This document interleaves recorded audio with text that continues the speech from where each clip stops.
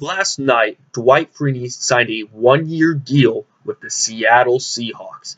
Now, in my last video, I was talking about how Byron Maxwell was released, and I thought that the Seahawks were going to pick him up and sign him. And I'm also thinking about that maybe the Seahawks aren't over here. They might potentially trade for a Corey Glenn, left tackle of the Buffalo Bills, who's a good run blocker and whatnot. I know Seattle loves to run the ball, and he might be on the trading block.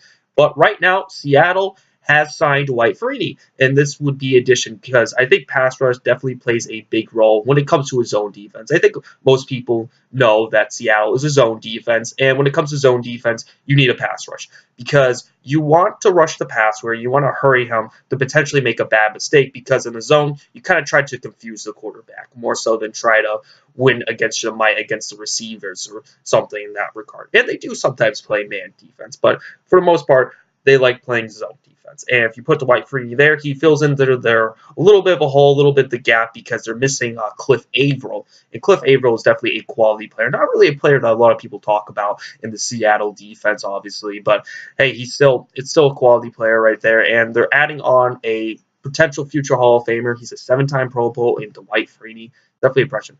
Now, Dwight Freeney, I think one thing for sure about him is he can still do a damn good spin move. I think a lot of people love him about that. That's something that you're really going to see, and I think that could be really cool.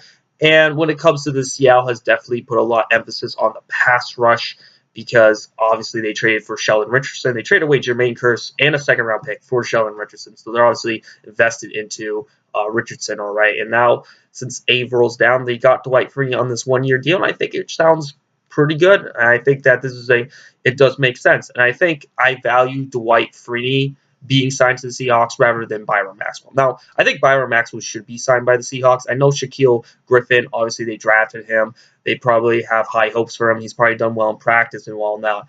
But he is a rookie, and sure, he has some youth on his side, but at the same time, though, he lacks the experience. You put Byron Maxwell there, he's familiar with the system, you put him there and whatnot, and I think that could work. But Dwight Freeney, obviously, I had to pick one or the other. I would sign Dwight Freeney over Byron Maxwell and whatnot.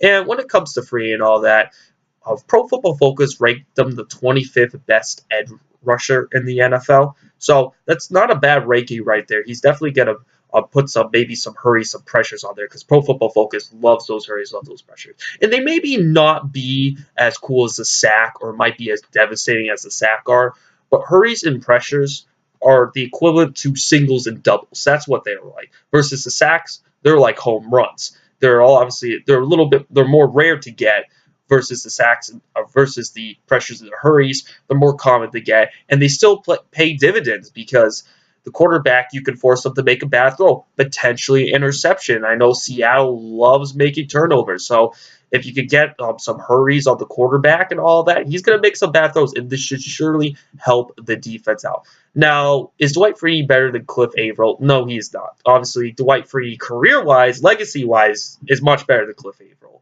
However, you got to look at what Dwight Freeney is now. He's in his late 30s and all that.